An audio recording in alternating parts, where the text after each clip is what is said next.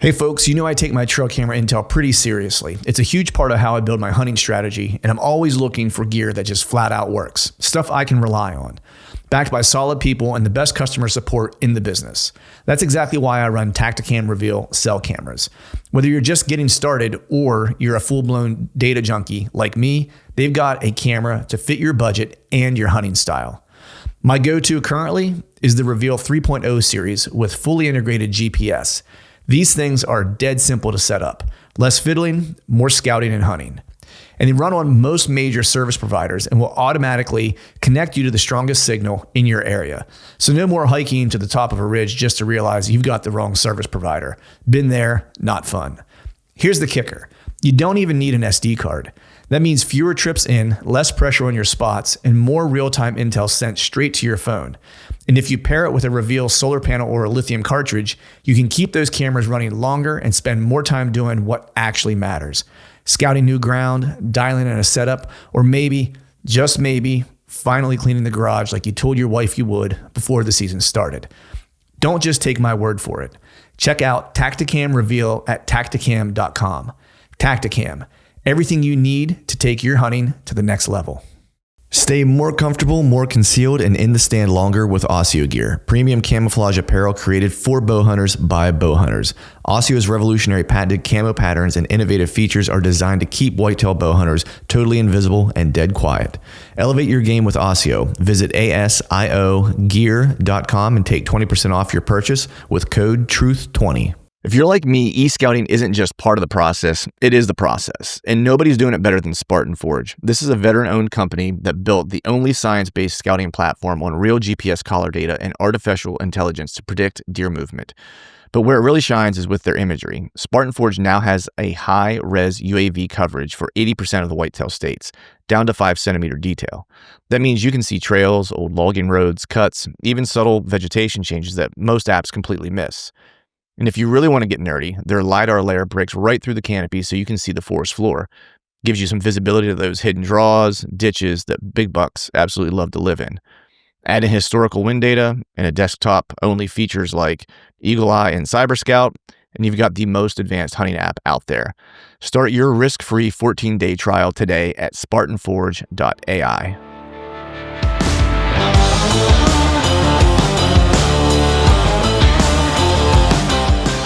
Welcome to the Truth from the Stand Deer Hunting Podcast, brought to you by Tacticam Reveal Cellular Cameras. I'm your host, Clint Campbell, and you're listening to episode number 480. And today, I'm flying solo for a listener Q&A session, so stay tuned.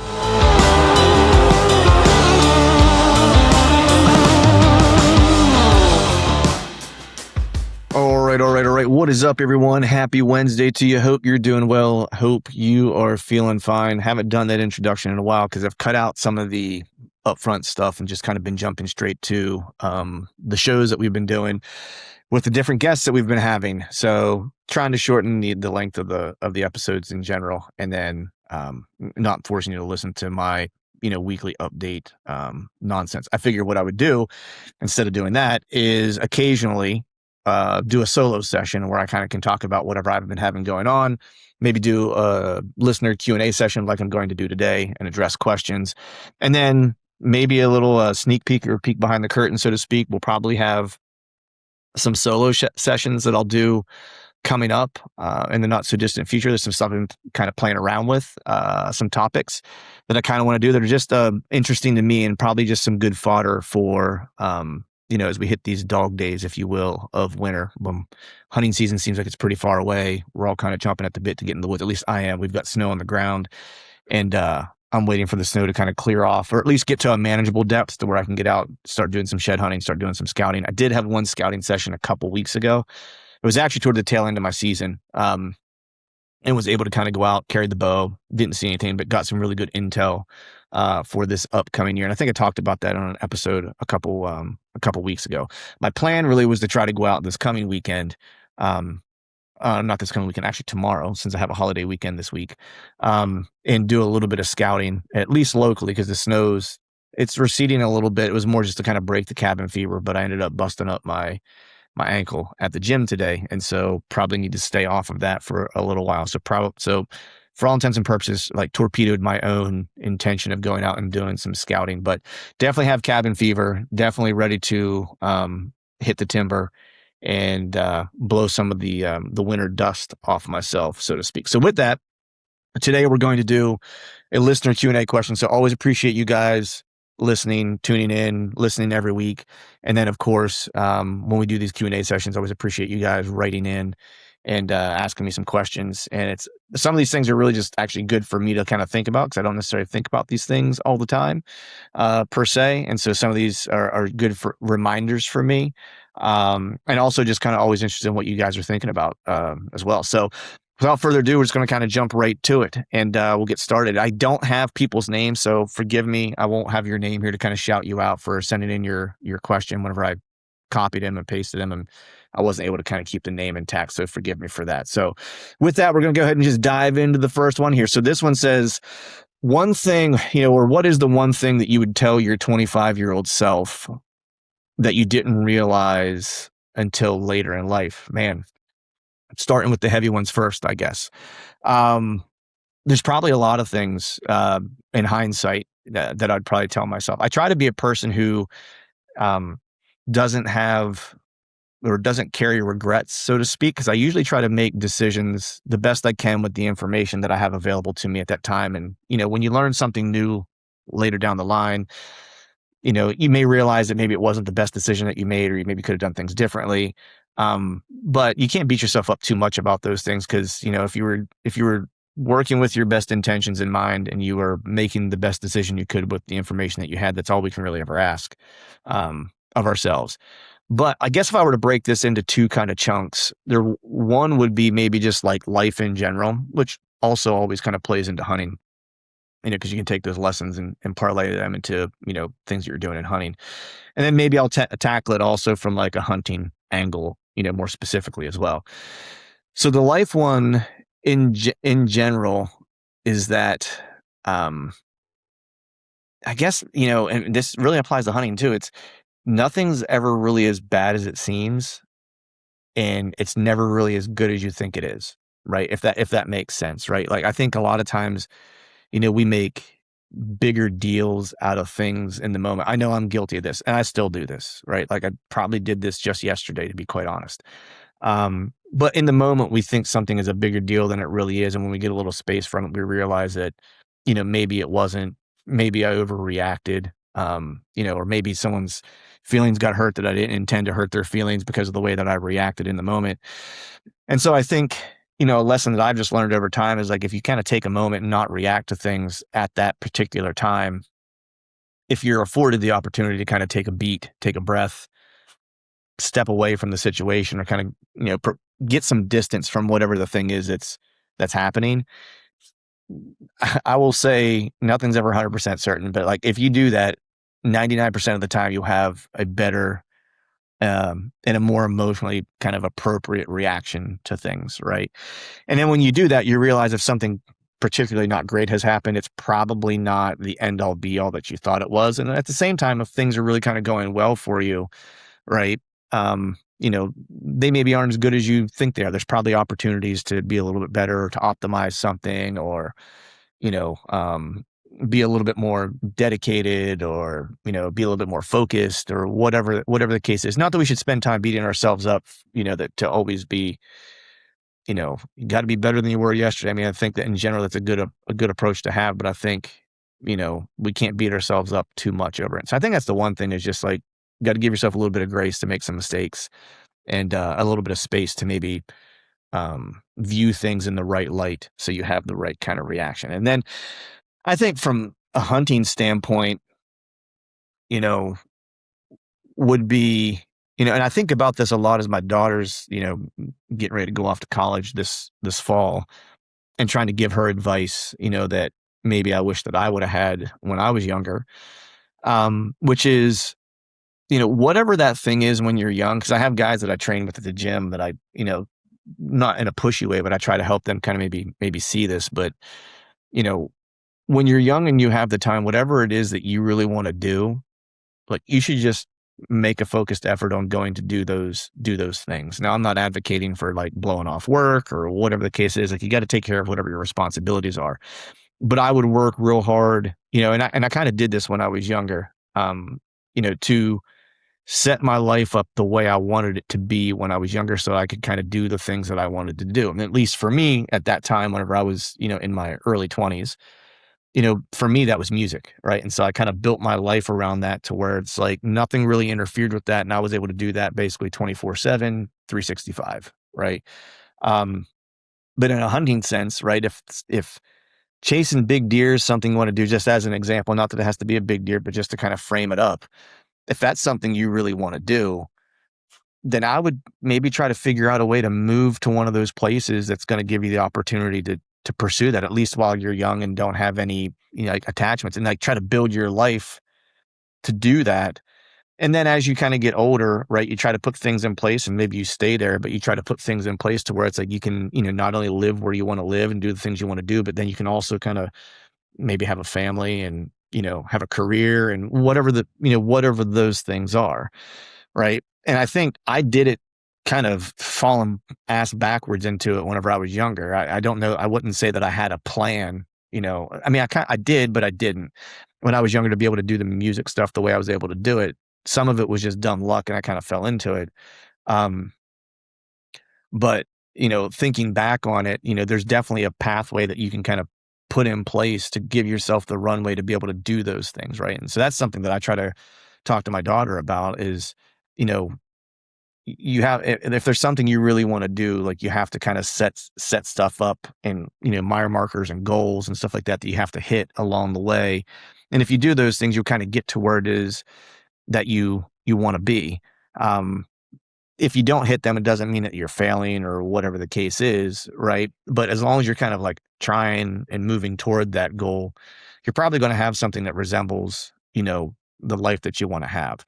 And so from a hunting perspective, if you love chasing elk, I would try to figure out a way while I was young to like, get a job that allows me to travel or gives me the time off or whatever, a career path that gives me the opportunity to have the time off during this fall where I can always be out west in September and spend a lot of time hunting, you know, or, pick a profession that I could maybe, move to a Western state if that's really what I want to do, or move to an Iowa or whatever it is, whatever critter you want to chase, if that's what you want it to be. Or if it's music, then, pick something that's going to allow you to maybe move to Nashville and kind of live that life or whatever the case is. But, I would say just more than anything, try to build a purpose driven life that gives you the flexibility and freedom to do the things you want to do. Like I did that while I was young in music, like I said, but I also kind of did that when I got older, whenever, we moved back to PA and I wanted to spend a lot more time hunting. Now I've talked about this on here in the past where it took me some years to do, of building a career and get to a point to where I could work fully remotely. And I've been able to do that for the past 5 years now.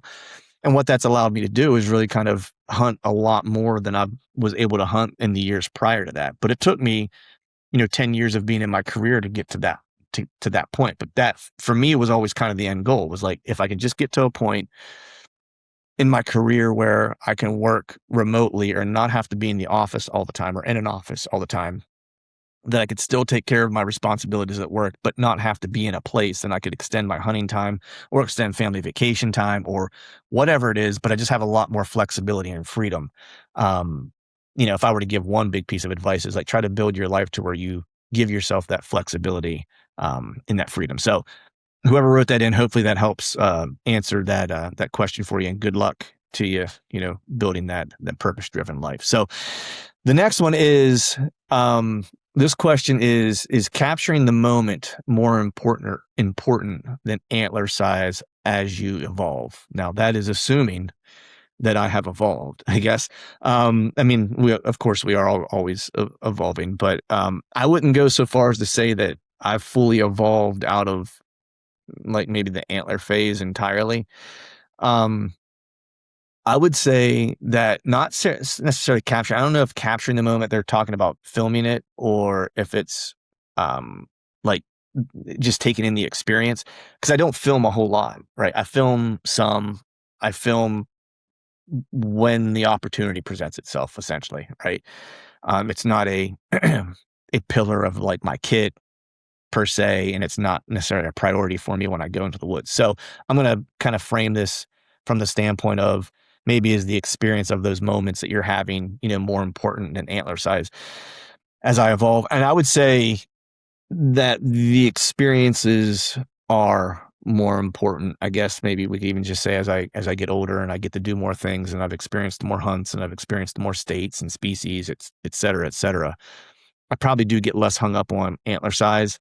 Um, Now this year was a little different where I had a really good deer, whenever I was on my travel trip that I was trying to chase. And so that one kind of stuck with me a little bit and probably cost me, quite honestly. Well, it didn't probably, it certainly cost me at least a shot opportunity where I should have let one get off the string and didn't because it wasn't the deer that I wanted to kill. But um, I think as I go, just enjoying being in those environments, especially whenever I can go to a state, where I get to, or even in my home state, whenever I was able to chase that, big deer. Now I'm saying big deer and they were very good caliber deer, but it was the chase that was just super cool.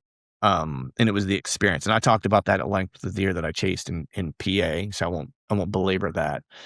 But I think I'm just more so enjoying the chess match now, maybe than I ever have before.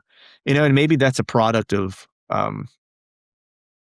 getting better at it, maybe. It's like I don't ever say or don't think that I'm the best hunter on the planet. Far from it. Still have a lot to learn. But I think you get to a certain point in things, whether it's hunting or any other sport or endeavor, where you reach a certain point of capability or skill, or aptitude, where the win or the victory or the tag filled or whatever, it's great and you love that, right? But it becomes like almost the the artistry of it to a degree, right? I can see through lines, at least for me, specifically in jujitsu, because early on when I didn't have, not to say that I have a ton of skills now, but let's just say whenever I was like a white belt, and you can take this as like a white belt bow hunter, right? Filling a tag when you're a white belt bow hunter is the end all be all, because you don't have a whole lot to play with necessarily. You don't have a lot of you have a lot of opportunity for intermediate wins, if you will, like learning a new technique or, being more proficient shooting your bow or seeing more animals or seeing more critters of a caliber that you want to see or whatever the case is. But at the end of the day, you still measure success by like kind of wins and losses, because there's not enough posts in the middle that you can attain or that you're even aware of that are meaningful to you yet. I think as you go as a hunter, there's so many things you realize that have to happen between, you hunting and filling that tag. And you're aware, very acutely aware of all the things that can go wrong. Right. And so each one of those little milestones that you check off and that you do right is like a little moral victory or a little victory along the way. And that's kind of, it becomes the strategy and the artistry of it. I think the same way kind of in jiu-jitsu is like after you've kind of learned some skills and you have some competencies or whatever, winning around in the training room isn't all that important, but hitting the new technique you've been working on for 3 or 4 weeks that you've not been able to hit real clean, when you finally hit it clean on a good training partner, like that's better than winning a lot of times in that training round, if you will. Right. So I think in that sense, for me, the soaking in those moments in the in between definitely are becoming more important. But I don't think more important, but I think they become more valuable, because I think you also start to realize that is where your real development as a hunter, as a jiu-jitsu practitioner, as a swimmer, as a tennis player, as a golfer, whatever. It's those in between places is where, the struggle happens, but it's also where the growth happens. And the growth, I think, when you start to really become mature in whatever space it is that you're playing in, when that kind of becomes the drug to a degree, it's like then you're really kind of a student of it at that point, and that's whenever it starts to get really fun. At least that's been my experience in bow hunting, and then just more so reinforced on the jiu-jitsu mat. So hopefully that answered that question. That yes, maybe I'm a softie and I'm enjoying the experiences more so than and it's more important than the antler size. But I'll provide a caveat that I still like to see large bone. So we'll leave it there. So the next one here is reps, meaning kills, particularly does. Are new hunters losing sight of this for learning and growing? So I think what they're really asking here is like, are people kind of like maybe not hunting, we'll just say does enough, right? And getting enough arrows off the string, and helping them learn and grow in terms of their hunting trajectory to, whenever the moment of truth happens and when it really matters, maybe it's a deer that they've been after or whatever the case is. I would say, man, it's tough. I think the short answer is yes. I think, a lot of folks, for a lot of different reasons, right? And I'm guilty of this too. And you'll probably hear me say I'm guilty of this a lot, in this episode. I think whenever people have short time, and maybe don't have a lot of time that they can get out, they work a regular job like I do or like anybody does, and you're getting out on weekends and you're taking days here and there and stuff like that. If there's a deer or a couple deer that you would like to be able to kill or whatever the case is, you're probably going to put your chips on those and try to work your hunts around those, would be my guess. And so you're probably foregoing, killing that, a doe here and there whenever the opportunity presents. I think that it's probably a mistake that we all make. I go into every year saying that I want to try to kill a doe or two, right? And especially this year was one of those years because I was switching to a traditional bow for the first year, and I thought, man, it would be great if I could get a little bit of blood on the arrow before I start taking my travel trips and stuff like that. And it just didn't happen, and it wasn't for lack of trying necessarily. It was, more so in the sense of lack of sits where that was maybe a real possibility. A little bit different this year where I was a little learning curve with a new, weapon. So I had a couple opportunities, but I was just outside of bow range for a couple of them and things like that. But I do think that, again, guilty as charged, because I cringe to say it, but I'm part of the hunting media, I guess. I don't like to kind of admit it because I don't think that I play like the hunting industry game per se.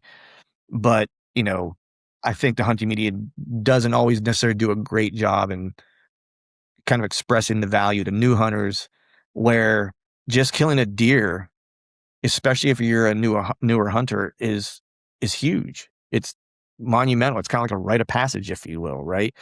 And you should do that as many times as possible, especially if you just like to hunt. Like I got my buddy Tim that just had on the other week. Like he's one of my favorite guys to talk hunting with because that dude just likes to kill deer. Like put it no other way. Like my buddy Hep, same way. Dude just likes to kill deer, right? And I think whenever you kind of walk away from it a little bit, and he and I talked about that, Tim and I talked about it a little bit, like he didn't do so much of that this year. And he had a lot of other stuff kind of going on, but a lot of that other stuff kind of kept him from doing his normal, like gonna go whack some does kind of hunts, if you will, right? And it maybe cost him later in the year because he just maybe wasn't as dialed, right? So I think like anything, just getting those reps, if you want to be good at no matter what it is, if it's playing tiddlywinks or if it's at killing deer or if it's at playing golf or jiu-jitsu or arm wrestling, like I don't care what it is, the more you actively do it, like you've really got no other option than to ultimately start to get better at it for no other reason that you just are in the environment more often, right? And so, especially if someone's having, like, let's just say like target panic or something like that, like where, they're fine when they're shooting, but anytime they get around deer, they get a little jumpy. Well, a good remedy for that is be around deer more often, right? And let that kind of become like your norm, if you will, right? And when you get the bow pulled back, like you get nervous, right? It's like, well, you should just pull back on more deer, right? Because you want to try to desensitize yourself a little bit to that stuff. Now, I'm not a psychologist, so I don't know how this stuff like functionally like really works, right? But I know for me, if I have problems with something, I try to put myself in that position. So if you're having trouble finding or just killing deer in general, then you want to try to start killing them as frequently as you can. and get those reps under your belt, because you'll start to pick up little things, right, that are just synonymous with deer, not necessarily like does or bucks per se, right? And a lot of times hunting that, big old lead doe can be harder than killing a good buck, man, because they are super cagey. I know Tony Peterson and I have talked about that.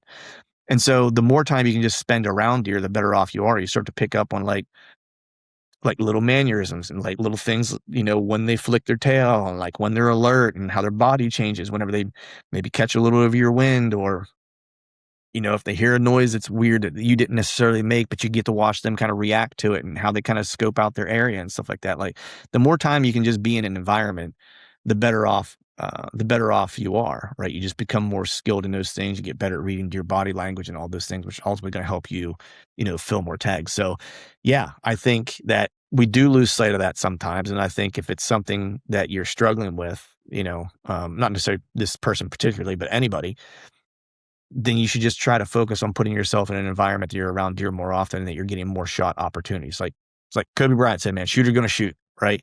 And so you got to do that if that's something that you're struggling with, or if maybe you haven't kind of hit the tier you want to hit yet. You just need to kind of continue to get those reps that way when the opportunity does kind of present, you're right there and you're ready to take it. So hopefully that answered that question. I'm guilty of that as well. Like I mentioned, it's something I probably should have done this year. Just kind of ran out of time and wasn't able to make it happen. So I think we put that one to bed. This next one is just they're actually just making an episode recommendation for flat public land that's mostly floodplain. I can't say that I've personally hunted floodplains necessarily.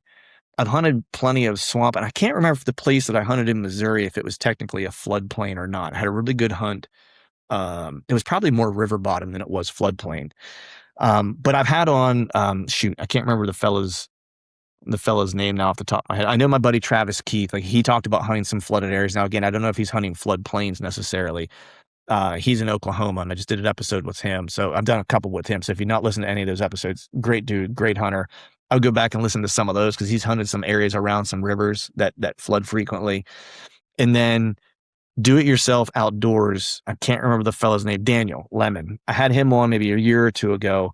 And I know he and his partner's name, and I forget his partner's name, the older fellow that owns the channel.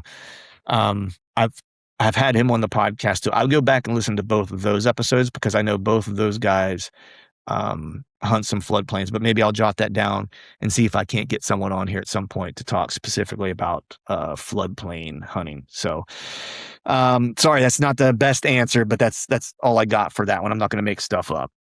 So this next one here is, have you ever hunted the Big Woods Pine Barrens of New Jersey? So that is a hard no. It's funny that you mentioned that. I have two buddies who hunt that. My buddy Todd, and you know him, you love him, Greg, by God Litzinger, hunts the Pine Barrens as well. And this morning I got up and I was checking some messages on Instagram and stuff like that, and I saw my buddy Todd was actually in the Pine Barrens today doing some scouting. So I've never hunted it. I did just because I saw this question come through and kind of took a quick look at it. Like, it looks predominantly like obviously pretty flat. It's Jersey, so it's not going to be mountainous. And I'm imagining there's just a lot of low lying kind of swampy areas in water. Maybe I'll have Todd on at some point, or maybe Todd and Greg, and we can talk about the Pine Barrens in general. But it looks like an interesting place. I know from talking with them that it's extremely difficult. Anything that's big woods. I mean, I didn't realize there was that much acreage there, to be honest with you. I want to say when I looked, it was like, don't quote me on this, but I thought it was like 1.4 million acres or something crazy like that. Maybe that's not all public, but it's a huge chunk. I don't think it's 1.4 million. That's got to be wrong, because that's just like a crazy amount of land. But for some reason that number stuck in my head. But it's way more public land in Jersey than I thought was there. And it's tremendous. It's incredibly hard to hunt, from what I understand. So again, I'm not going to wax poetic about it because I don't know, and I don't want to be making stuff up. But maybe I'll try to get Todd or Greg on, and we can talk about the Pine Barrens specifically, and do a little big wood session with those guys. So, all right, this next question here is best options for your first out of state hunt. That's a good one.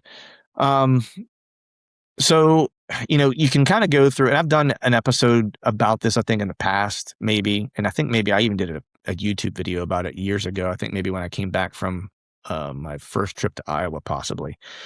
But like the typical thing is like, or what you'll hear people say when you see people do podcasts about this or talk about it is like, figure out what your goals are, what state's going to meet your goals, what type of critter do you want to, chase in terms of caliber, make sure the area that you're going to go to has that caliber, make sure it has a requisite enough amount of public land, if that's the option you're going to use, or if you're going to go to, a permission piece or a lease or whatever the case is, like figure all that stuff out.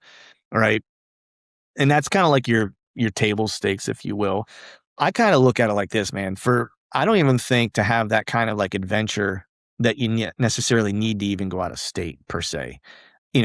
It depends on what you're looking for, right? If you're kind of looking for a different caliber deer in the area that you live in doesn't have that caliber that you're looking to hunt, then sure, maybe you need to go out of state. But you can always find adventure by just traveling in your own state, right? Like for me, for example, when I go to the mountains, like it's completely different environment than what I live around, right? And so it's very much kind of like an adventure out of state hunt for me when I go there. It's a couple hours away.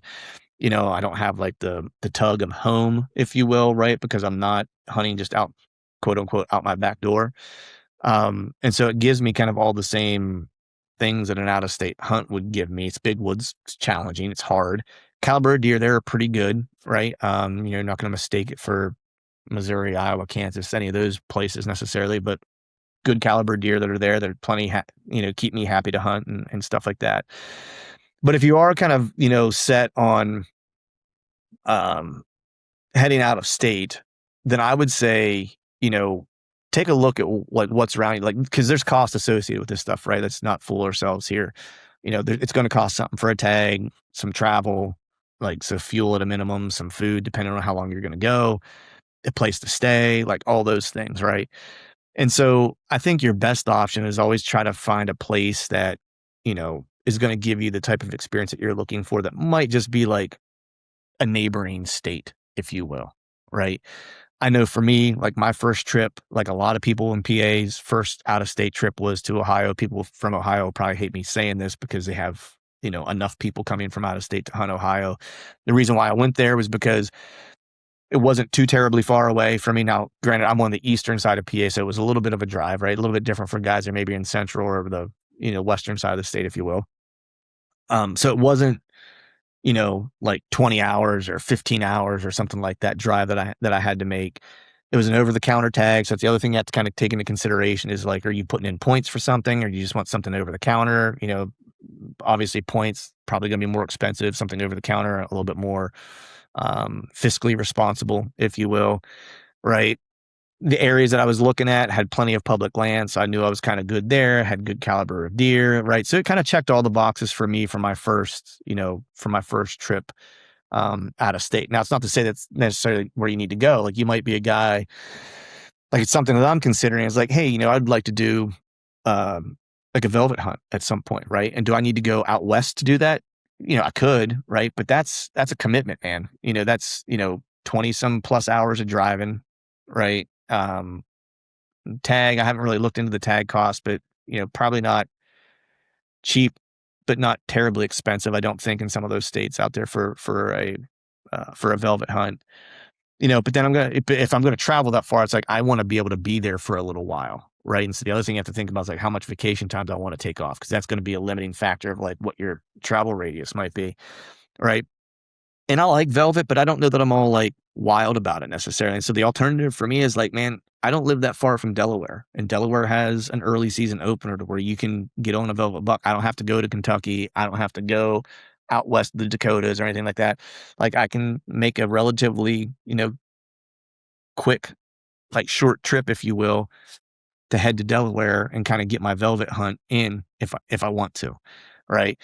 And so the best option, like when someone says the best option for your first out-of-state hunt, I would say something that's attainable and within your means, right? That kind of checks as many of the hunting boxes as you can possibly check, right?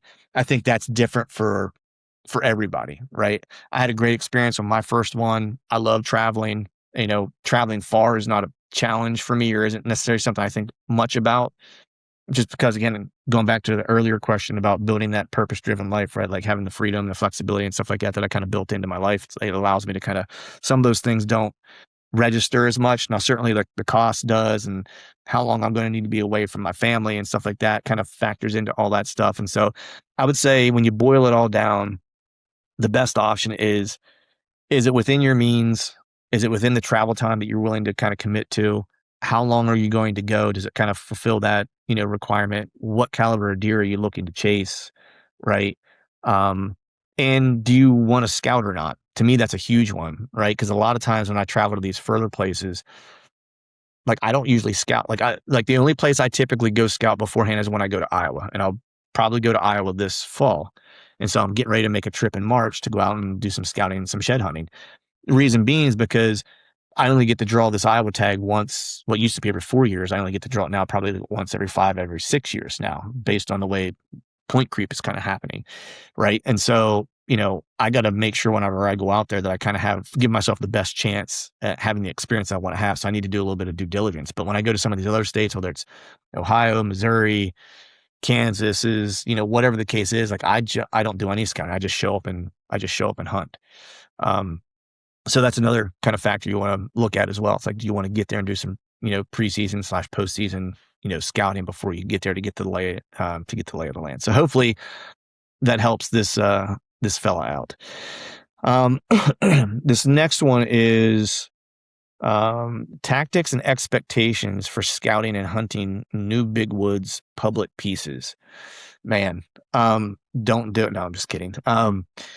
Yeah, we talked a little bit earlier about, big woods are challenging. And for me, I think they're probably, at least for me, the big woods are probably one of the hardest pieces for me to kind of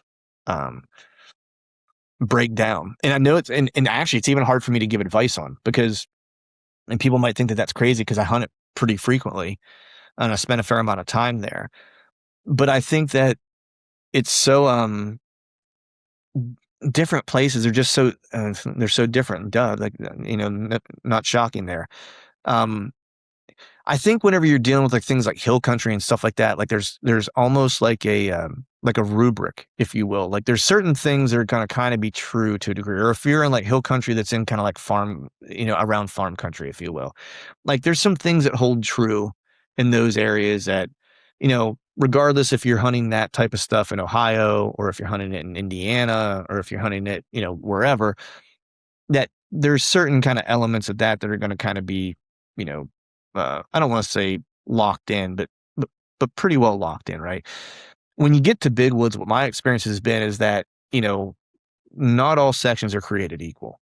There are places, at least from my experience, the different big woods pieces that I've hunted, that you will walk through and think that a deer has never walked through there in the entire existence of that particular piece of dirt. Right. And it's not because of low deer density or anything like that. It's just because of just the sheer, vastness of it. And so if I was to give any advice on tactics, for one, let me start from there. Let's do expectations first.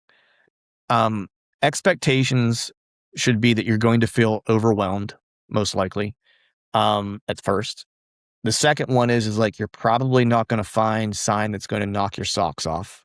And so you kind of need to reframe your mind about what good sign is or isn't in these areas. Because if you're coming from somewhere that's like hill country, like I was just talking about before, in like Farmville, you're probably used to seeing a lot of big sign. Big woods, you're probably not going to. Great example is when I was chasing that big deer, and knew of him for several years, I never found like a huge rub. And I was all over his business. In fact, had him on trail camera on a video mode, making a rub. And if you would have seen that and the rub and not see the deer make it, you would have never thought that deer made that rub, other than his one antler characteristic that left like a thumbprint or a fingerprint at each rub. Right. And so I think that's the other thing you have to think about, is like the sign isn't going to necessarily be overwhelming. Right. And the other expectation is that deer aren't going to necessarily be everywhere. They're probably going to live in pockets. You're probably going to find little, what I kind of refer to as like micro habitats that kind of sprout up that are just really, really good deer habitat. and there's going to be a bunch of sign there, but there's not always going to be a bunch of deer there necessarily, right? But it's a place where deer are going to want to come to. The way I kind of think about it is this little patch could be, 80 yards by 80 yards, just making up, dimensions here for the sake of argument, right? The deer may not always be in there or live in there necessarily, but it reminded me of kind of talking with Eddie Claypool about hunting, tall blue stem grass in like Kansas and Oklahoma, where there might be one lone tree and he'll set up in that one lone tree because a good buck coming through that area, for whatever reason, it acts like a magnet that they all want to kind of pass by it. They kind of almost use it like as a wayfinder, if you will, right? Now, I don't think deer are using this 80 by 80 patch in this piece of big woods as like a wayfinder per se, but it does act like a deer magnet where deer that are kind of filtering through that general area are probably going to pass through there somewhere, And so I try to find those, and I'm kind of getting into tactics now outside of, expectations. But that's kind of how I start to think about how I kind of start to frame expectation. The other thing that's expectation setting is that for me, I like to give myself like 3 years typically. In the first year, I might not even hunt it. I'll probably scout it a bunch, run trail cameras on it, kind of get the lay of the land, maybe throw a couple hunts at it if I have some days that I can burn to hunt. But I kind of go into it with low expectations. Like I may not even see any deer, right? And just go into it going like, that's okay. Like I got to learn some stuff, and I got to see maybe where sign is popping up, in October. I'll hunt a day, and then maybe I'll hunt like a day or two in November, and just kind of see how the signs pop up. Is the sign popping up around these at specific time frames, in these specific areas that I kind of looked at whenever I was scouting and thought like, well, man, this feels like maybe old October sign. This feels like maybe old November sign based on what it's adjacent to, what it's not adjacent to, et cetera, et cetera. And then try to, confirm or deny my hypothesis, and then kind of build the plan from there. So that's kind of my expectation setting. My tactic really is I try to take a piece of it that's not overwhelming and break it down into chunks, right? Like if you look at a piece, for example, there's an area that I hunt that's like, there's one area that I hunt that's in a different state, it's like 70 some thousand acres. Another area that I hunt that's like 140,000, I think, or something like that. Like you can't look at all of it, right? And so what you have to do is just kind of like do your map study, think about, how much pressure is going to be there. Is there going to be a ton of pressure? Where's the likely pressure going to come from? I kind of try to take all that into like consideration, and then start to not select spots, but choose spots to remove and say, I'm not even going to pay attention to this. I'm not going to pay attention to this. I'm not going to pay attention to this. And then it kind of leaves me with some areas where it's like, okay, these are the areas that are still left. What area do I want to kind of focus in on? And I might focus and say, all right, I want to be in this general area, maybe because it's like, it's got some good topography that I like, maybe there's some water nearby or something like that. Or maybe it's just that it's going to be hard to access, that there's not any real obvious like roads or parking spots or whatever the case is.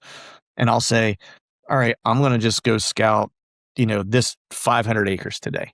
Like, or over this weekend, I'm going to scout this, make a little, use my, Spartan Forge or whatever, and create a little square around it and do like, this is 500 acres. And I'm just going to focus on the boundaries of this. Now, if I find something that leads me outside of that, then I'm going to explore, right? But I'm kind of going in with a plan saying I'm going to focus and figure out this 500 acres.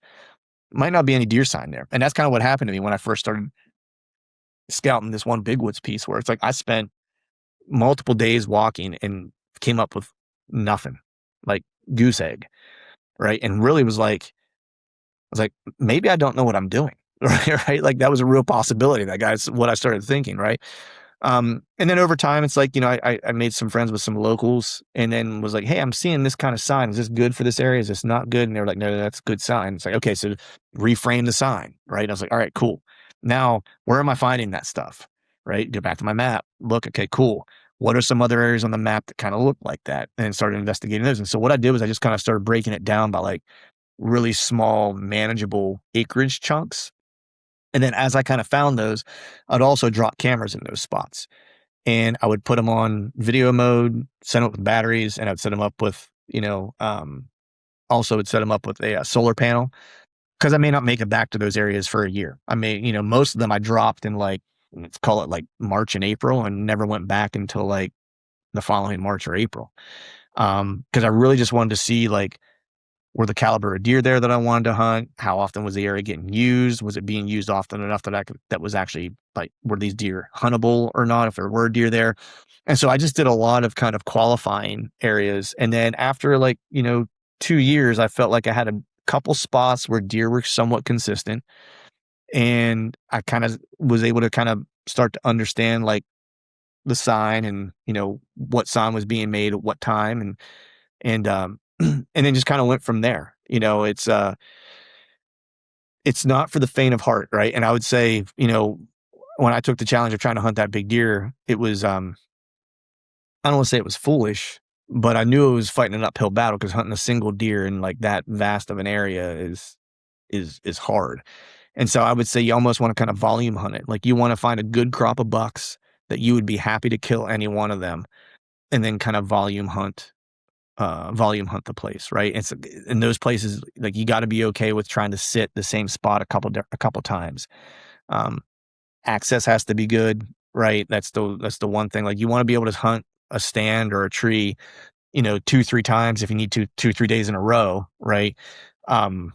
But if you're going to do that, then you have to have like bulletproof access and not be bumping stuff in on the way in or on the way out. You got to play your thermals right, like all the things, right? But you really do have to be able to hunt, the same area kind of multiple times, especially if you know that deer are going to use an area and the sign's been there and stuff like that. You have to try to time it. That's really my approach, right? Is I try to, expectations are low, adventure is high. And then the tactics are really kind of like a long-term play, over, multiple seasons of trying to learn it and figure it out.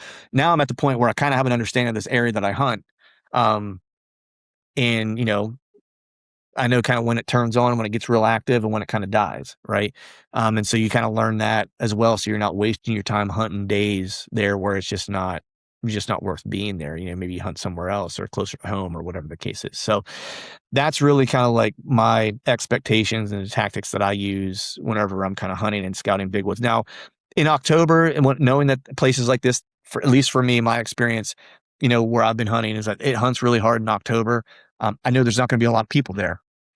So this might be stupid, but I hunted a lot in October, because I'll just move a lot. Like, I'll get up in the morning. I might have a spot that I'm going to sit in the morning, may or may not see anything, and then get down, and I'm just going to scout all day and look for hot signs, so I know where the deer are at then, right? And at that time, because I think that's the hardest thing, is hunting the big woods in October. It's like, unless you're able to hunt it like every day, or you have a deer that's just like a homebody and he is bedding in the same spot over and over again, like, hunting October in those places are just, I don't want to say they're impossible, but they're really, really hard, right?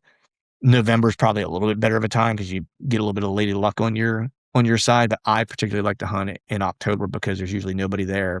I don't have to worry about blowing other people's hunts up. And then that's what I use to really learn a piece. And I might learn enough and then only start hunting it like when the rut kind of comes around, because I've used a couple seasons of Octobers to kind of figure some stuff out. So that's, just one guy's way of approaching it.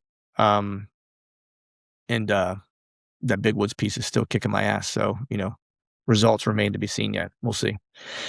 All right. This next one here is, question is, can you and Greg Litzinger detail how you wind map setups? So unfortunately, Greg is not here, of course.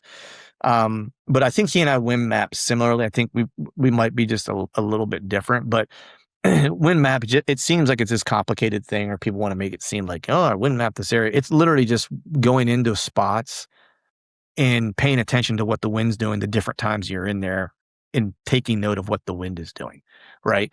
And so a great example of this was, you can do it in season, you can do it out of season. So 2 examples that I have is, there was an area, it was actually an area that I scouted a couple weeks ago that I went back into, had a good encounter with a buck there this October. But the first year that I hunted that, like, I really didn't know much about that particular spot. And so I went in, was scouting it. Sign looked good. I went in to hunt it in whatever it was, October something, had a good encounter with 2 decent bucks. But what I really went in there for was to just kind of see what the wind was doing, because I had a certain wind. I want to say I had like a south wind, which was, I think, if I'm not mistaken, was good for the access. It was going to be maybe iffy for the sit, but I wasn't 100% certain where the deer were going to come from yet. So I went and hunted it. Well, it turned out that on that day, it was kind of drizzly, overcast, not a lot of sun, had a south wind for whatever reason. Whenever you get into that spot with a south wind, it blows north in there for whatever reason, right? And so the only way you would know that is to go in and hunt it on those conditions. And so I made a note in my app, like north wind blows south, these conditions, right? So now when I go back in, if I'm scouting and I walk in, like, so I was in there with some sun, whatever, I guess it was toward the end of or middle of January, and, or toward the end of January, I guess. And sunny day, some snow on the ground, cold, right? Went in, checked the wind. I don't remember what wind I had, but I went in, on whatever the wind was for me to access it, was able to drop some milkweed and kind of check to see what the wind was doing. So it's like that way I know that let's just call it a west wind, right? It's like, okay, with a west wind and I got like kind of like a bluebird day and it's cold and it's, a 5 to 8 mile per hour wind. It's like I'm getting a pretty consistent west wind, in here, right? And so it's just literally kind of that's typically what I do is like whenever I'm walking through spots scouting, if I have the ability to get up into the tree, if I'm hanging a camera is usually when I do it. So I'll get a stick up on a tree, start to hang a camera, and then before I get down, I'll just drop some milkweed and watch what it does. Right. Because I'm not absolutely at hunting height, but I'm off the ground at least, maybe my head's at 8 foot, 9 foot, 10 foot, whatever it is. That'll give me a pretty good read on what's going to happen with that particular area, on that particular wind, right? With those conditions. Now, you have to take into account, is it sunny? Is it not sunny? Is there snow on the ground? Like, all those things, right? But you'll start to get a pretty good idea. And I did this whenever I was hunting that big deer 2 years ago. There was a setup I thought I could kill him on.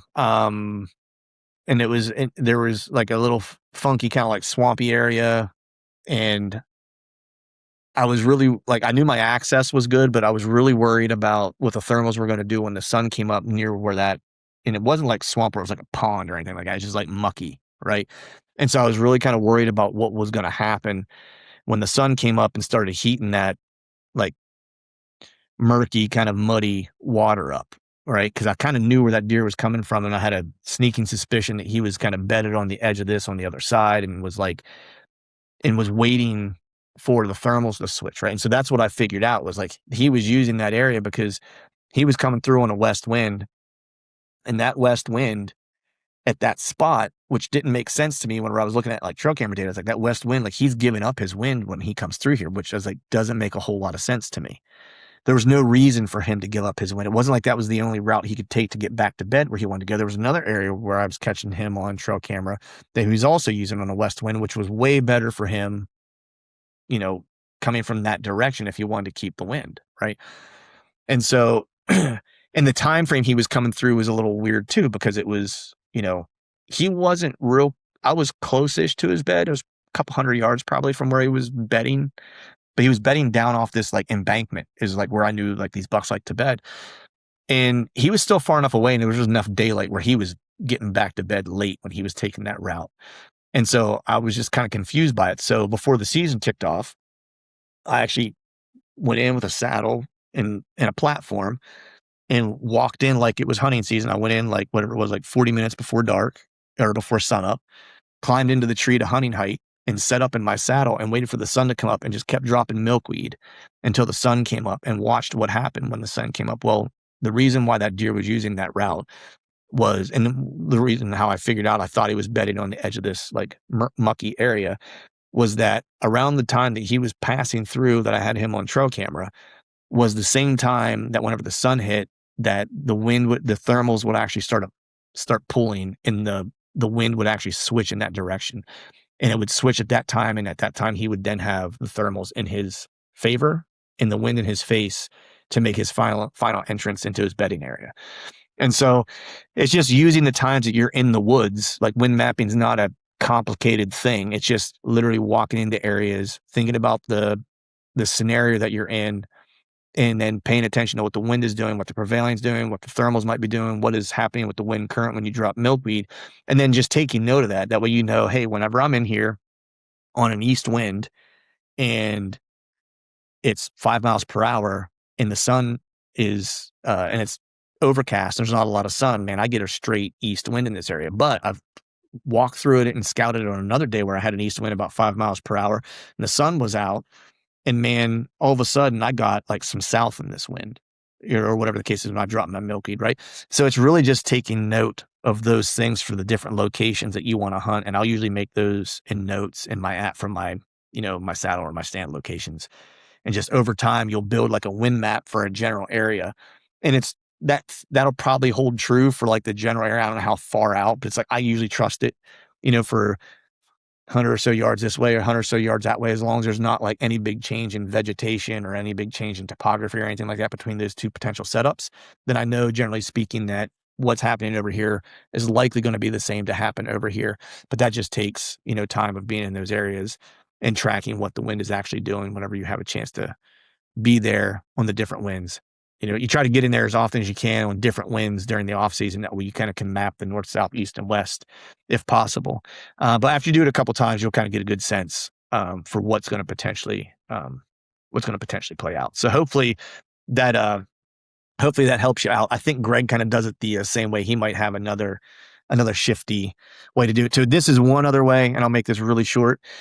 One other way that I've done this in the past is I've actually hung, turkey feather on a small piece of string in front of a trail camera that's set on video mode. That way, when a deer kind of comes through, if the wind's blowing, I can see what direction the wind's blowing, so I can check the prevailing. Because the camera's going to give me the prevailing, right? Where I can just go back and look the historical wind data, and it's going to give me the prevailing wind. And then if the feather's not blowing the direction of the prevailing wind, then I know, based on the time of day it is, like, is there a thermal, is it overcast, or whatever the case is, I can then start to tell like what direction the wind is. The prevailing is this, and then with this condition, I'm getting the feather blowing this direction, west, and now it's going east, or whatever the case is. And then I'll know that, the prevailing is not to be trusted, so to speak, right? So that's just another way that I've done it in the past. That's usually on setups where it's like I'm not going to get back to very, very often. I try to do that. So hopefully that helps. And I think we beat that one up well enough there. So let's move on to the next one here. This one is how would you rate your first trad season? So I don't even have to look. I know my buddy Todd wrote me this. So I would say it was a success. Not defining success by filling a tag necessarily. I learned a lot, and that was what I think was successful for the year. I went into it knowing that it was going to be hard. It was going to be a challenge. I enjoyed it. I intend to carry a traditional bow going forward, with the exception of maybe Iowa. We'll see. But it kind of changed the way I see the woods, really. I'd be lying if I said that I kind of academically knew that it would probably change how I looked at things to a degree. But I don't think I knew to what magnitude. I knew I would have to kind of change my setups. I'd have to think about things a little bit differently and things of that nature. But I think, maybe too much confidence, maybe because I kind of knew those things would change, but in my mind I was kind of like, yeah, I'll set up differently. I'll pay more attention, and I'll try to be a little finer on my setups and stuff like that. And got served a big piece of humble pie this year. Where I probably should have filled my PA tag and my Kansas tag, to be honest. Well, definitely the Kansas one I should have, even with the longbow. But it was just, first season with a traditional bow, I lacked the confidence, I think. A couple times my setups were a little off, and that was, the Kansas trip. And I talked about that being, within 25 yards of that big deer 3 different times. And then, realizing at the end what the ideal setup really was. And I was just, off the X by a couple yards, and that, was a learning opportunity for me. The one in PA it was the right tree, the right spot. It was just a low hanging branch, and I just wasn't confident I could make that shot. because of the up down of the arrow, right? It's like I'm shooting a slower bow now, so there's some up and down that the arrow is going to travel. It's not flat like a compound, right? So I have to take that into consideration. And so that deer was within bow range, and I just didn't feel comfortable taking that shot. So I think overall, you know, it was a fun season. I don't know that I have any regrets for carrying the traditional bow this year. I think if anything, it made me more um, maybe more driven to fill tags with it, just to kind of prove to myself that I can do it. Um, but there is a different feeling whenever you carry a traditional bow. I don't know how to say it, but maybe it just feels a little bit more exciting. Um, I spent a lot more time on the ground this year, even in PA. I just feel more comfortable on the ground with that particular weapon. Um, and there's just something, more primitive about it to me, at least, being on the ground with that particular weapon. It just feels more right. I might be changing my setup a little bit this year, and maybe we're getting to this next one. So this next question, these two kind of dovetail together. It says, where does the trad bow actually help your hunting, and does it, do you think it ever hurts your hunting?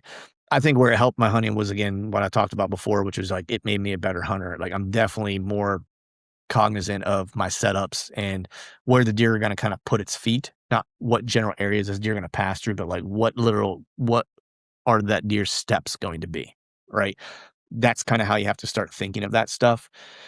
At least in my mind, that's it. I don't know. I mean, I don't know that it hurt my hunting necessarily. Maybe you could say it hurt it in the sense of like, it definitely diminishes the opportunities, right? But I think you go into it knowing that. It definitely made me question or start to think about my setups a little bit different, not just my setups in terms of, you know, where am I standing or what tree am I in or whatever the case is. It started making me think about um, saddle versus stand, right? Because I've hunted out of a saddle for years now, and I love hunting out of a saddle. I love the light nature of it, all the things, right? Um, but there is a part of me that wonders if if having something that's a little bit more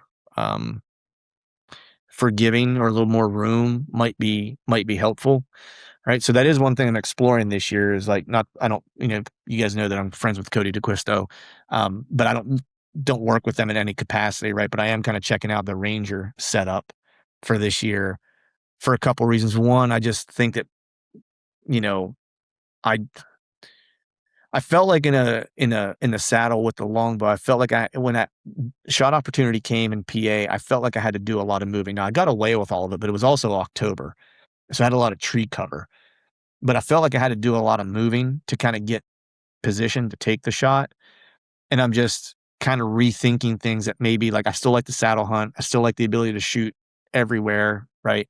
But I was just thinking that maybe it's like, man, if I had something that I could hunt like the Ranger, where I can sit or stand, like, I can either saddle hunt or I can sit at like a traditional tree stand, would that help me a little bit to kind of give me the ability to kind of maybe not have to move as much? I could be seated and take shots and stuff like that. So, still playing around with that. I'm not sure that's necessarily the route that I'm going to go. I know Todd he saddle hunts, but I know he hunts out of like a stand. I think he hunts out of the custom gear .5. And I know he's really liked it. I know Greg doesn't, traditional bow hunt, but I know Greg's kind of gone back and forth between like a bigger platform, saddle hunting, sitting, stuff like that. And so the hybrid approach might be something that's maybe in my future, not necessarily for just bow hunting in general, more specifically because I think I might be a little bit more comfortable, maybe more confident is a way to say it, if I'm hunting out of something that feels a little bit more like a stand with a traditional bow. We'll see. Part of that is that, some of that is coming in just from like a moving standpoint, just going to be honest, like from training and stuff like that, like my knees take a beating from jujitsu, and I don't always want to stand anymore, right? And um, part of me was thinking, maybe if I got something like a Ranger where I could kind of sit sometimes and stuff like that, maybe I would move less often. And so I'm just, especially on those longer sits. Short sits don't bother me. It's those all day. Like, I have a hard time doing all day sits right now in a saddle. And so I was thinking maybe if I get something where I can kind of have the best of both worlds, maybe I can do those longer sits a little bit more comfortably and maybe with less movement, especially as I'm thinking about my Iowa trip and stuff like that, where places where it's like, you have a good deer, you're on a good deer, you just got to put your time in. And so that might be kind of playing into it as well. But I don't know that it necessarily hurt my hunting, other than I knew it was going to take a hit on opportunities. But I think it helped me more than it hurt me, and I'm looking forward to carrying it. This year I busted it out the other day and was starting to fling some arrows again. Um, and it felt good to bust the struggle stick out again. So I think we beat that one up enough. So I think we can move on to the next one. So this fella here says, we got a couple more here. This fella here asks, newcomer to the podcast, would love a quick overview of your trailer. All right. So I'll say this, there's a couple different YouTube videos of it. I won't belabor and bore people with all the details. You can go to my YouTube, the Truth from a Stand YouTube channel, and check out a couple different videos that I did on it. I did some of the videos were me building it along the way. Then one was like a final kind of like wrap up video. You can go to my buddy Jake Hofer's Whitetail podcast YouTube channel years ago, whenever they still had the company and stuff like that. Jake and Chad, they did a video on the trailer as well, so you can check out videos there. You can just type my name and hunting trailer, and probably both of them will come up on Google. But I have, since both those videos were done, I have made some changes to it. And so for those that don't know, it's basically like an old 6x10 cargo trailer that my grandfather had. He used it for crafting. I gutted it and then put a bunk in it, insulated it, put some decent walls up to where it looks like a cabin, put a decent floor in, a cupboard, some Malle walls to hang stuff on, propane heat, a Dickinson propane heater that's made for like marine or for boats, for boat cabins, and then solar panels on the roof, right? And then some propane tanks on the front, and like a toolbox on the front. And that's basically it. It hasn't really changed at all. I added like a freezer in the back of it at one point. There's some hooks inside to string up a hammock, because Chad travels with me from time to time, and he likes to sleep in a hammock, so he has a spot to sleep. So it sleeps two very comfortably. I've slept as many as three of us in it before. The heater is plenty heat, so it's all good on that. I had a Blue Eddy 1500 watt hour solar battery bank hooked into, I think I have roughly 300 or maybe 380 watts of solar on the roof when I put the panels on. And it's done well. I do, a couple different things that I've added. Like this year I got a bigger solar bank or solar battery or solar generator, a Jackery one. I want to say it's like 3,500 watt hours or something like that. That was purely because, I'm spending a lot more time like working from it. And I have a small Starlink Mini that I take with me so I can get online for work and take Zoom calls and answer emails and do all the things that I need to do for work whenever I'm traveling in that thing and working and hunting. Also have a cell phone extender in there as well, so I can, if I'm in a place it's like shoddy cell service or whatever, I can, as long as I have like part of a bar, I can usually get enough bars to get texts and phone calls and stuff like that. And other than that, I haven't changed a whole lot. I've got an Iceco fridge freezer this year, so I could stay a little longer and actually eat some real food, because I eat a lot of peak refuel whenever I'm in that thing, which isn't great for your digestive system. So I got an Iceco fridge freezer, a small one, so where I can just put in some frozen burgers to cook up and frozen chicken patties and frozen meatballs and things like that I can kind of make quickly, so I can have some real food while I'm on some of these trips and not just eating dehydrated meals. So that's kind of like the run of it for the most part. It's nothing fancy. I like to say it's everything I need and nothing I don't. All the wires are exposed, so I can get to the wiring. If something breaks, I just replace it. And it doesn't take a whole lot of time. So I'm not going to go over a whole lot more than that. If you're interested, go ahead and check out the videos that are on YouTube. This next question here is with decline in PA hunter. I think this question was meant to be together, so I'm going to answer it kind of together. So with the decline in PA hunter numbers and rising median hunting age, is it time to make legal? I think there's talking about making legal e-bikes, because the second part of this person's question, they wrote two in, was we need e-bike coalition in PA to advocate for the right to use them on game land roads. So, the declining hunting numbers, et cetera, I can't claim to know a whole lot about that. I don't want to speak on that and misrepresent anything. I'm just going to be honest here. I don't pay a whole lot of attention to the numbers that are being put out and things of that ilk. I want to say the numbers were still probably around, last time I looked, were around like 800,000 or so, and it fluctuated a little bit up and down.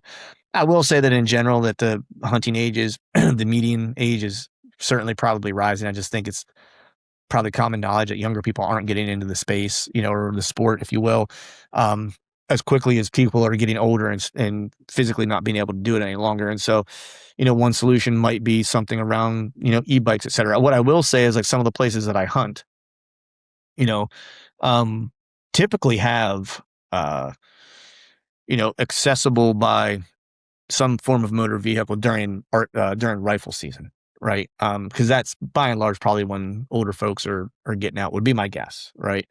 Um, and so those are available, I think, in a lot of places.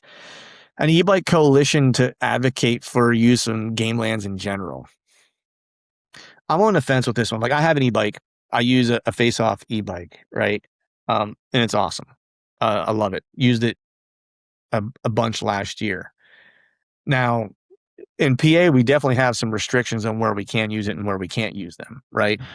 But what I will say is that, the places that you can use them, I still think it's beneficial. I don't know that I would advocate for, being able to necessarily take them, deep into the timber or off normal kind of trails and stuff like that. I don't know that I would be down for that. I think there's an element of, like, being able to walk back to places which are still kind of um, like part of the gig, if you will.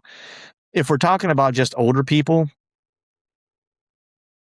you know, I would say maybe you have a leg to stand on, but, like, I'm always of the mind that, like, when you give people an inch, they try to take a mile, right? So, like, if you make it, for example, if you made it like, hey, yeah, you need a handicap sticker or license or something, right? Like, you have to get some form of, like, approval at that point, right? If you're going to do something like that to let older people use these bikes on these game land roads and stuff like that. Um, and I don't know that I'm necessarily down for that, because I don't know that that could ever be, you know, I think you would have a hard time enforcing it, right? And then I just think you open up Pandora's box for that kind of stuff. Um, I'm all for, like, people not aging out and wanting to kind of keep them hunting and stuff like that. I just think if we do, you know, I don't know that an e-bike makes the difference necessarily, I guess is I guess my point. I think, you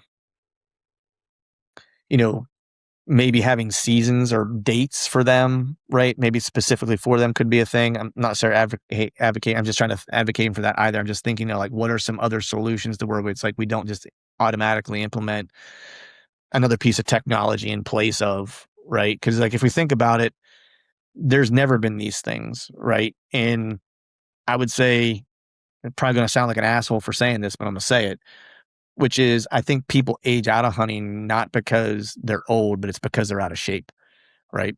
And they're not taking care of themselves. Because, when I think of my grandparents, um, and how long they hunted and stuff like that, or, now my father-in-law who's in his 70s and still goes out, right? Or my dad who's in his late 60s and he still goes out, right?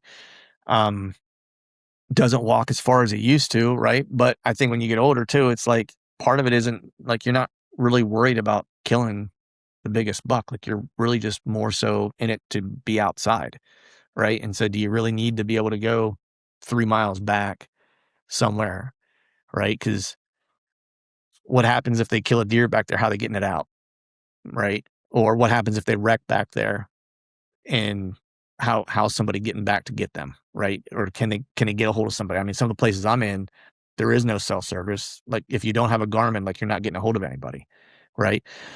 So, I mean, I think there's a little bit of a double-edged sword to some of this stuff, and I'm always hesitant to make it a technology solution when the solution could just be, it's not fair, right? Not everyone's, has the same health, same capability, whatever. That's anything in life. Um, but I don't know that, you know, making things more accessible with technology is the right solution. What I will say is, like, there's plenty of roads that you can use on the game lands that, like, if you can drive, if it's open to a vehicle, right? You can drive a car, then you can drive a bike on it, right? And that's kind of been my approach. So what I've used it a lot for, or an e-bike for, I'm talking now necessarily about older people, but you know, we'll just say like the general hunting population of healthy age and capability, if you will. Like I've used it a lot for gar holing, where I'll park my truck in one spot and then I might ride my bike 3 miles in a direction to another area and then ditch it and walk in, right? So that's a lot of what I kind of use it for. Or it just takes me time to get back to my truck to get to this next spot or this next spot if I'm swapping cameras. And so what I might do is I might go to a central spot, take the bike off, and now I'm going to bebop on the bike and not have to go back to my truck necessarily to like get cameras or batteries or take my truck to this next spot. It's like I can just zip over. It's just a quicker way for me to get around. And that's kind of how I use it. So I don't know that I can say that like I'm hardcore on a coalition of making that accessible everywhere necessarily. So hopefully that answers your question. Probably wasn't the exact answer you were looking for, but that's kind of how I feel about it. This next one is man, I know who wrote this and I don't even need to look. It says, when are you going to do Masters Worlds? From my buddy Steven.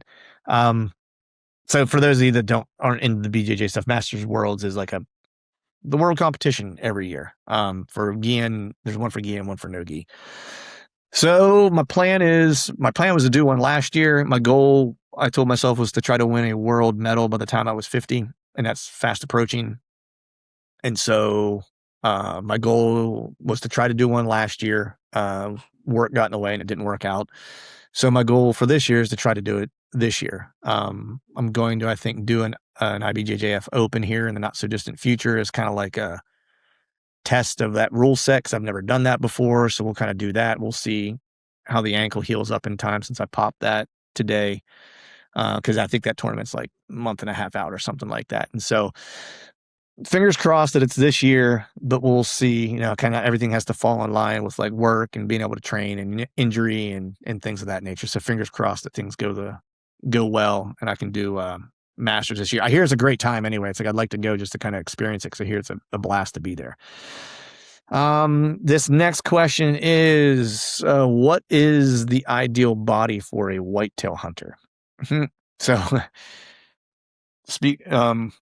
I don't know that there is one. I think one of the things that I don't want to say bothers me necessarily, but is all like the hunting fit stuff.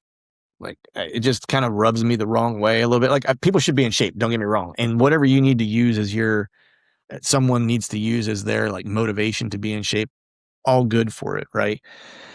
But the only hunting that you need to really be in shape for, just being honest, is if you're doing like some type of like Western hunt at elevation and stuff like that, right? Like that's really when you need to be in shape, because the mountains will kick your ass. And if you're not careful, those things may in fact kill you, right? But outside of that, all this like hunting fitness stuff, like if you're hunting whitetails and someone's trying to tell you need to be X, Y, or Z, like it's bullshit. It's not true. Now, will it help you? Certainly. I mean, being in shape helps you in everything, right? Like that's not a mystery, right? It's like if you are in better shape, your cardio is a little bit better. You can walk a little further. You can carry load further. Your legs don't get as tired. You don't sweat as much walking in, right? Like all these things are of benefit to you as a hunter to be in shape. I think it's people's personal preference. I mean, for me personally, I don't focus on necessarily being in shape for hunting per se. I focus on trying to be in shape just to be healthy. And so I would say it's not a hunting like physique, if you will, or the ideal body for whitetail hunting. I would say it's just like be as healthy as you can be for hunting, and you'll probably enjoy your hunting more. You'll enjoy things outside hunting that surrounds hunting more, et cetera, et cetera. Now, the one area where a certain body type helps, in my opinion, and this just might be me being a little bit jaded because I'm not tall, is like my wingspan.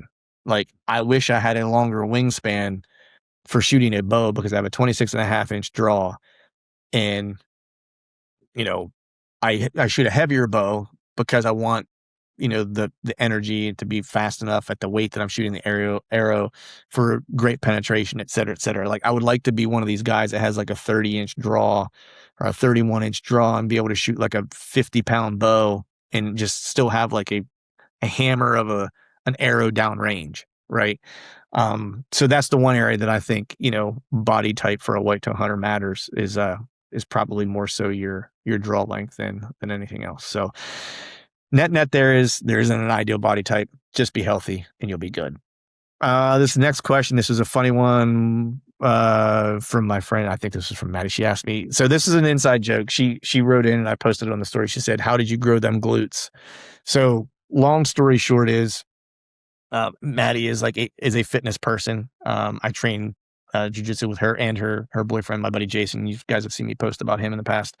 And Maddie's also a dietitian and stuff like that. And so she's obviously very focused on people's bodies are changing and stuff like that. It's of interest to her, right, in her profession. And so she made mention to me the one day after I was rolling with somebody. She's like, "Dude," she's like, "your glutes are big now," right? Funny story was like I almost had to hit Joe from Osseo Gear up at the beginning of the year and be like, "Dude, I need you to send me all different sizes of pants because I couldn't fit my ass into the pants. Like they fit everywhere else, but my ass grew over the summer or whatever." Because long story short was when I first started training, I was like 158 pounds. And then I hurt my shoulder, which you guys have heard all about there, whatever it was, probably 2 years ago or whatever it was. And once I kind of came out of the throes of the shoulder injury and like got my mobility back and started getting some strength back, my buddy Artem, who I should have him on the podcast at some point because he's a sports physical therapist or sports scientist. I forget exactly what his title is, but he works with professional athletes and stuff like that. And so I went to him to fix my shoulder. And he does great for like archery and just things in general, right? And it's a lot of body movement type stuff. And once we got my shoulder kind of squared away, he was like, "Dude, I need you to like put on some weight and some muscle." He's like, "Because part of your issue is that you don't have a lot of meat on you to absorb anything," right? He's like, "So it's, you're going to probably get nicked up a lot unless you put some meat on your bones," right? And so he kind of put me on a lifting plan at first, and I did that and I started gaining some weight. And then, once I kind of got stronger in those areas that he wanted me to focus on, we went back and did an evaluation. He was like, "What do you want to do now?" And I was like, "Well, I just want to add more horsepower to my frame." So I started off at 158 pounds, and then topped out this past week. I was like 180 pounds. So I ended up putting on like 22 pounds over the course of like 2 years, all natty, no like old guy TRT or anything like that. It was just like calories in, protein, things like that, and then lifting several days a week, and then training jujitsu. And so she just made the comment that my glutes grew, and it's because I was doing a lot of deadlifts, squats, and things of that nature. So inside joke. This question here is focus areas for longevity. This person says lifting, nutrition, sleep. What do you focus on? What to focus on while rolling? He's a blue belt hunter. Cool, man. I always love whenever I meet folks that are, into hunting. There's a lot of us out here actually that are into hunting and jujitsu. Longevity, first was, don't do what I did today, which was eat a toe hold and let your ankle pop. That's bad for longevity. But that notwithstanding, I think just, again, it's almost like the same question of like, the ideal body type for, hunting is, just try to be healthy. Like for me, the biggest thing is my recovery. Like, I don't think it's one of those things that as you get older, recovery becomes more and more important. If you're young and you're focusing on recovery, man, like the gains you can have, if you're lifting or whatever the case is, are freaking incredible, right? Because the old adage is like your gains happen in recovery, not, when you're lifting or when you're working out or whatever the case is. And so I'm not my wife would probably argue this, but I'm not necessarily super neurotic about all these things. I am pretty neurotic about my sleep, because that was the one thing that I found as I've gotten older and I train harder and stuff like that, is that when my sleep isn't right, like everything else is terrible. Right. So I kind of prioritize that above and beyond everything else. Lifting is important, nutrition is important. Now, I've always been, eating wise, like I always ate pretty well. Like, so that wasn't like a huge change for me necessarily, but lifting definitely was. Um, even whenever I was an athlete growing up, like wrestling and stuff like that, like I didn't lift a whole lot. In fact, I hate lifting. I'll just say it. Like I don't like it. The only reason I do it is because it keeps me from getting injured in jujitsu, and it makes me better at jujitsu, and it makes me better in the woods, and it makes me better at shooting my bow, and it makes me feel good, right? The only reasons I do it. If I didn't get those things from it, like I wouldn't do it because it's not something I enjoy. It's my least favorite thing to do is to go lift. So like I think if I were to prioritize those things, it's like prioritize your recovery, your sleep, and then probably your nutrition and probably your lifting as much as you can do to stay like free of injury is if it's not something you enjoy. If you enjoy it, then awesome. Right. But for longevity, for me specifically, it's about having like a recovery like approach, right? Which starts with like how I eat, how I sleep, stretching, which gonna be honest, I'm hit or miss with that. Like I'm usually pretty good on the days that I lift. I usually have a pretty good stretch routine. The days that I roll and I train, I probably don't. Uh, Focus on my stretching and mobility as much as I should. So that's probably an area I need to kind of get a little bit better at. I'm kind of oddly flexible for someone my age, which is just kind of like probably genetics. Um, but definitely something I should work on. But the one thing I definitely do is usually I have like a dedicated kind of recovery day. So beyond the things I just mentioned that I do, it's like I also do, regular chiropractic adjustments. So I'm always seeing not always, but I'm seeing a chiropractor regularly, and I get regular massages, right? And that's just to try to keep things moving and working as they should. I also try to have like I used to do a lot of cold plunges. I kind of walked away from that to a degree, especially whenever I started lifting heavier and I wanted to get, bigger and put on weight. I needed to kind of move away from the cold plunging just because I was reading some stuff where it's like it might negate some of the lifting gains and stuff like that or make it harder to get gains and things of that nature. I still use it from time to time if something's really bothering me, say I busted up a knee or an ankle. I might hop in, just soak that particular part of my body in a cold plunge, or if my shoulders really bother me, it's like I might get all the way in. I use it now more so for like acute recovery or injury things specifically, or something's bothering me rather than like a day-to-day thing. But I do set aside usually one day a week where it's like I try to do a hot Epsom salt bath and like a sauna session in that same day.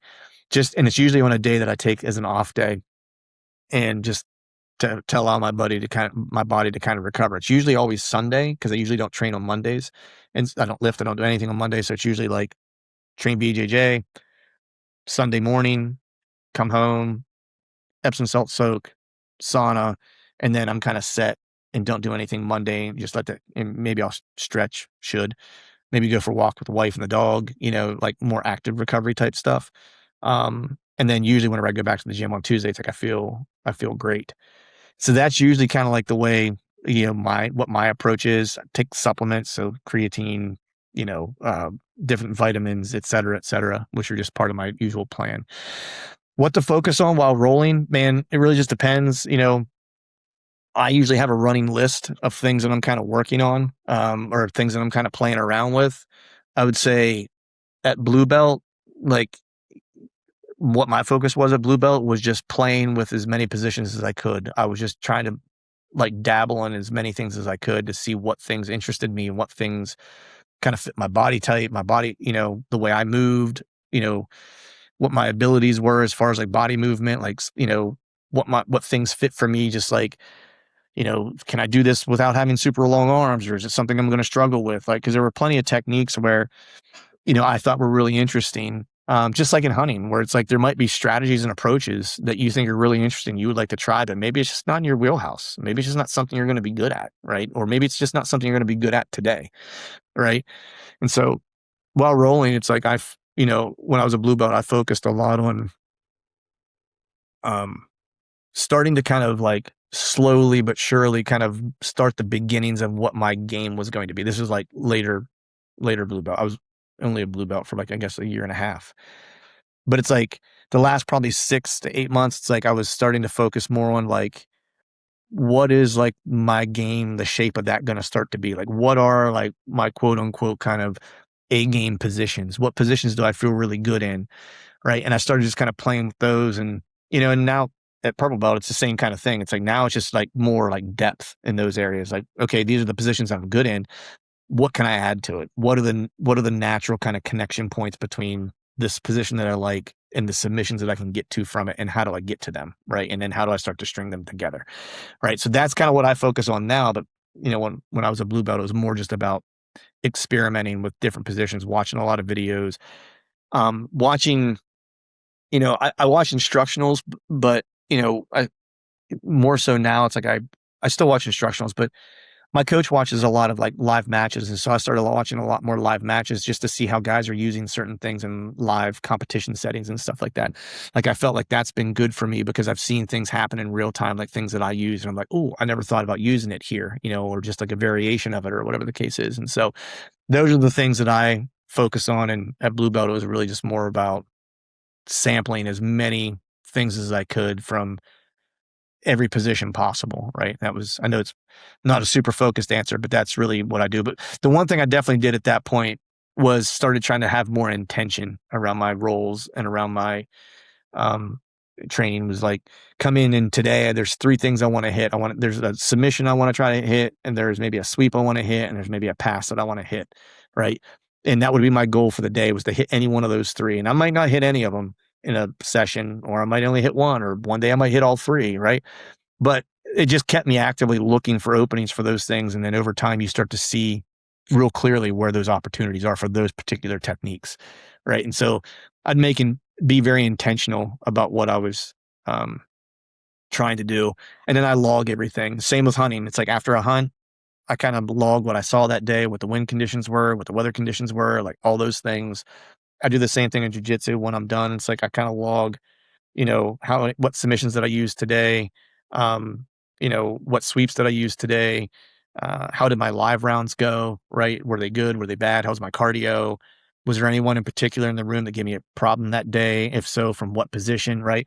So I kind of track all that stuff over time, and I use an app for that. And it gives me like a percentage breakdown of things that I'm doing over the course of the year. So I can kind of see like clearly what my A game submissions are, what my A game sweeps are, things that I'm getting submitted with most often. So I know what I need to work on defending better, what positions I need to work on defending better, and things like that. So very long answer, but just continue to play, keep it fun. As long as it's fun, man, you'll be progressing. The next question, this is the last one. I guess question really is, how do you stay durable, or not get hurt, I guess, while lifting, rolling, like going into hunting season?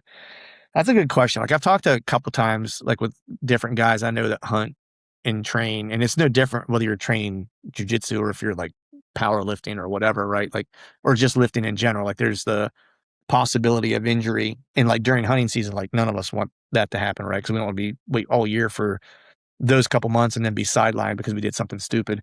I don't change a whole lot. I guess I should have said earlier, like my lift schedules, like I usually train jujitsu 4 or 5 days a week, just depending on how my body's feeling. And then I lift what I call like a maintenance lift 1 day a week. And that's usually like a Tuesday. So I'll lift for like an hour, and then I'll go train jujitsu for like 2 hours. And I do that because that lift isn't super hard. It's more like body weight stuff. It's like pull-ups, push-ups, some rows, some band work, Turkish get-ups, things like that. And then my second lift day is more of a heavy lift day where I'm doing like heavy benches and squats and, deadlifts and things of that nature. Right. And so I don't train at all, jujitsu that day. So what I try to do whenever hunting season getting ready to start is, I typically get most of my lifts and stuff in for the most part, but what I do is I just kind of ratchet everything back a little bit, where, I'm not going to try to press a ton of weight. I don't lift super heavy anyway, just generally speaking. But any of the lifts that I do that maybe I'm, lifting a fair amount of weight for me at least, I might dial it back a little bit. And I'll focus on making sure I get like my maintenance lifts in, because my maintenance lifts are really built for like some problem areas I have in jiu-jitsu, like around my shoulders and stuff like that. Right. So just some injury problem areas.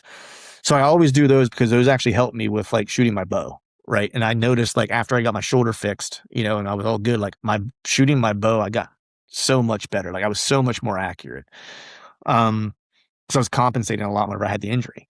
And so I always do the maintenance one. The thing that I'll kind of like take off the table, especially if I'm getting ready to go in like to Iowa or whatever, it's like, and I don't want to get hurt, I just remove the heavy lifts, because it's like strength's one of those things where it's like the hardest, it's the slowest to come on, it's the slowest to gain, but it's also you lose it the slowest too. So it's like, if I take like 2 or 3 weeks off from lifting heavy because I'm going to go hunt and I don't want to get injured, it's not like I'm going to come back to the gym and not be able to lift close to what I was lifting before anyway. Like I might have to like knock 5 or 10% off my lifts or whatever, like for like 2 or 3 weeks to get back into the rhythm of things or whatever. And then I'm back to where I was when I left. Right. That's kind of what happened whenever I took some time off when I went to Kansas. Obviously I was there for 3 weeks and I didn't lift at all while I was there. I would do some push-ups and stuff like that while I was in the trailer, if I had a tree to do some pull-ups on or whatever.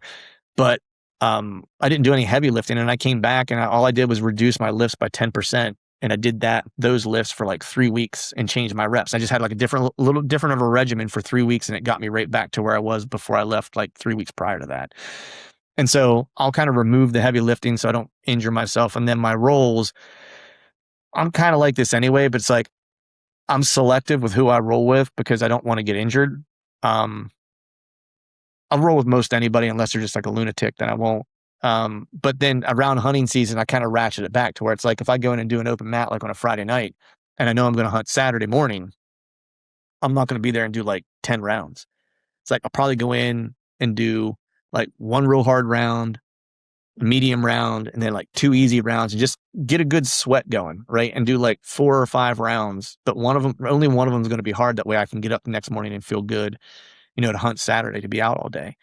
And so that's kind of how I manage that, is where I just kind of manage the workload. And it goes back to what I was talking about before with like the sleep and recovery and stuff like that. It's like, if I'm paying attention to those things, it makes it a lot easier to be able to do all the things that I want to do. So it's not necessarily about being ripped or body type or anything like that. It's about just being healthy. Right. And so I just listen to my body more than anything whenever it's getting close to hunting season and around hunting season.